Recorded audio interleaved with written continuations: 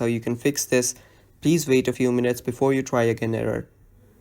Now before that, if you are new to our channel, head down below and hit the subscribe button so you don't miss out on our future videos. Now let's get started. So first, just open up your settings, go to General, and go to iPhone storage. Now let it load, and what we'll do is we'll offload Instagram. After you find Instagram, just offload the app and reinstall it. And after you do that, try to open up your Instagram again. And if it does not work even after doing that, check your Wi-Fi. Maybe it's the problem of your Wi-Fi, and if you fix your Wi-Fi, the problem will go away. Now if none of these are working, you might want to wait 72 hours and try logging in again after 72 hours.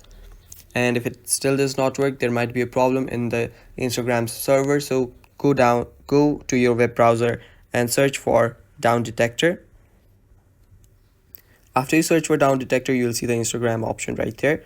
Open up Instagram, and there you can see there is no report that indicates any problem at Instagram. If there is a problem at Instagram, you can check it right here.